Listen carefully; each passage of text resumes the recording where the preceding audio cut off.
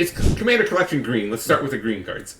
Okay, I mean, there's a few really exciting cards here, including, I mean, the one that immediately jumps to my mind because Timmy, etc.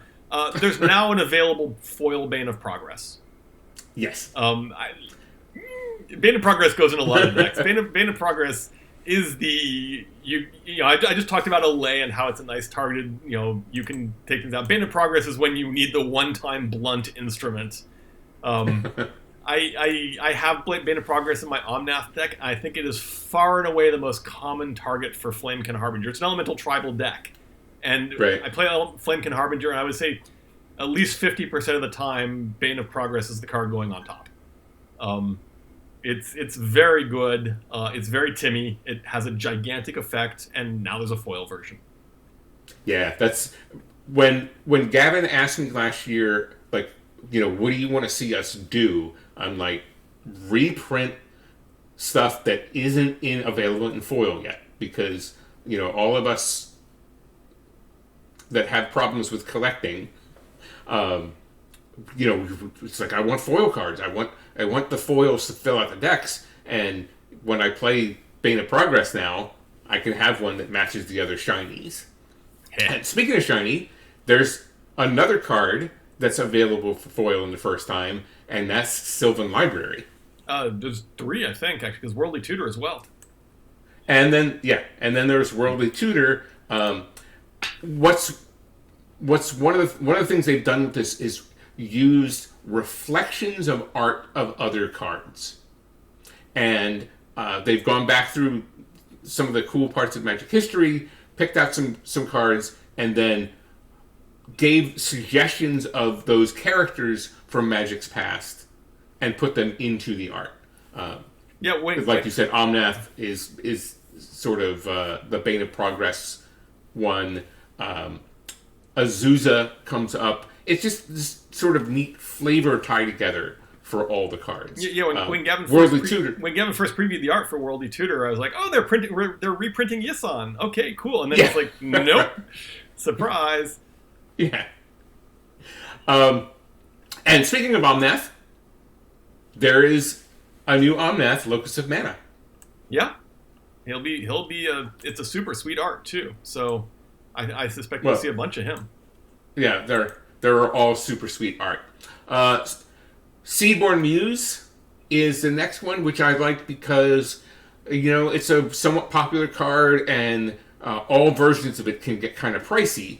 So I'm hoping that we see the release of this, which these might get a little expensive, but I hope then that drives down the prices and makes more accessible the sort of regular versions. Yeah, I'm not so much looking forward to a whole bunch more Seedborne Muse. The card is fine, but a little bit much. But yeah. It's certainly a card that people have been clamoring for reprints of, because there is unquestionably a huge demand.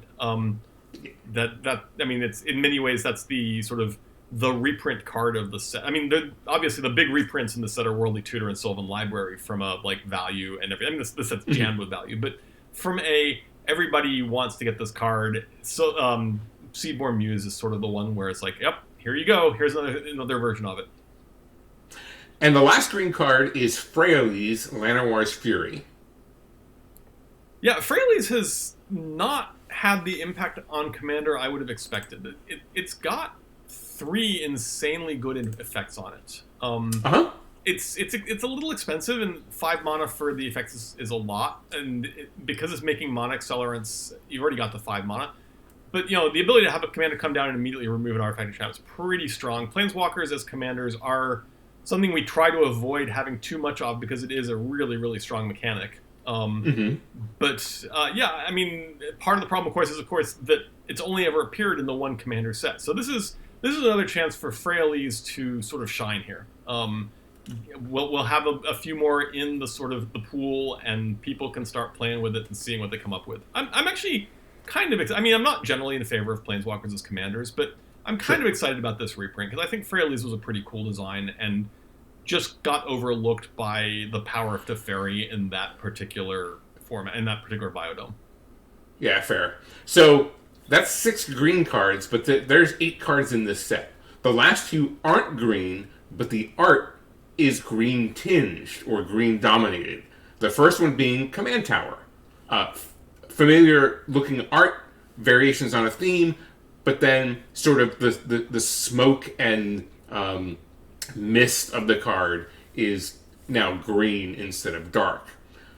Yeah, but I kind of then there's the big one. Do you like that one? Well, I like both of them. I like this theory. Yeah, we'll get to the big one in a sec. But in general, like there's a lot of Vorthos in Commander, like a lot of Vorthos, and having the ability to sort of customize your art to your deck is a new and interesting approach for staples, and I'm sort of grooving on it. And yes, and then we get the big one. Go ahead. No, after you.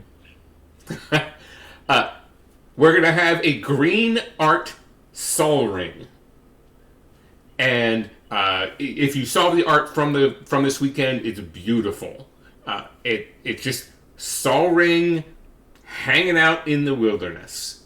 It's clearly the bellwether card of the set, right? It's the card that carries the format's banner all the time, and having a new one, a different one, and again a color themed one is cooler than cool. Yeah, this is awesome. Sol Ring does go in a lot of decks, and the ability now we've got 4 different arts for Sol Ring, and this implies at least 4 more in the future.